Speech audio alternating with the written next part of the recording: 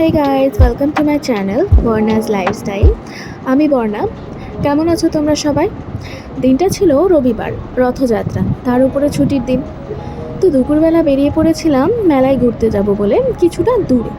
আশেপাশে তো অনেক রথের মেলা হয়, কিন্তু ভাবলাম যে একটুখানি দূরে যাওয়া যাক কোনো গ্রামের মেলায়। সেজন্য বেরিয়ে পড়েছিলাম। আর দেখো, যেতে যেতে এত সুন্দর একটা রাস্তা, দুপাশে গাছপালা আর খুব সুন্দর হাওয়া দিচ্ছিল। সেজন্য ভাবলাম যে একটা ভিডিও করে নেওয়া যাক, তোমাদেরকেও দেখানো যাবে। তোমাদের রাস্তাটা কেমন লাগলো অবশ্যই কমেন্ট করে জানাবে কিন্তু।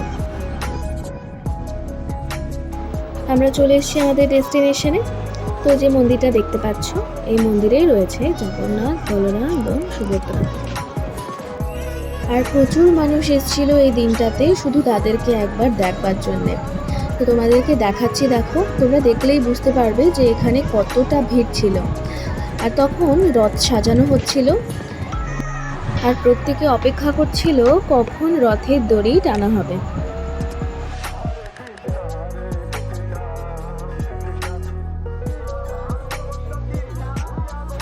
রথ সাজানো কমপ্লিট, আর কিছুক্ষণের অপেক্ষা, এরপরেই চলতে শুরু করবে রথ।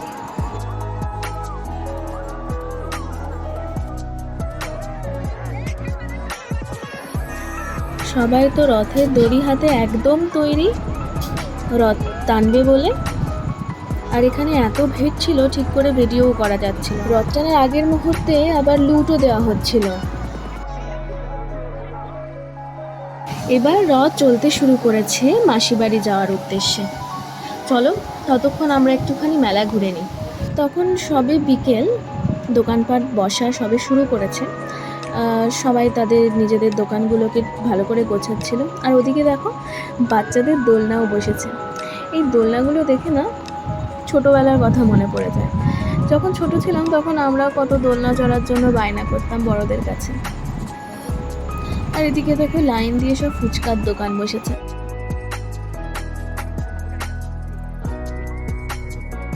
আর দিকে বাচ্চাগুলোকে দেখো, তখন থেকেই তাদের দোলনা চড়া একদম। এবার চলো দেখায় মেলায় কি কি দোকান বসেছে। রথের মেলা মানেই বাদাম, পাঁপড় ভাজা আর জিলিপি, এই তিনটে জিনিস ছাড়া রথের মেলা কিন্তু একদম অসম্পূর্ণ। আর এদিকে দেখো, অনেক রকমের গজাও বিক্রি হচ্ছিল। গুড়ের গজা, চিনির গজা, বোঁদে, মিষ্টি, আরও অনেক কিছু ছিল। আর এদিকে দেখো, বাচ্চাদের অনেক খেলনার দোকানও বসেছিল।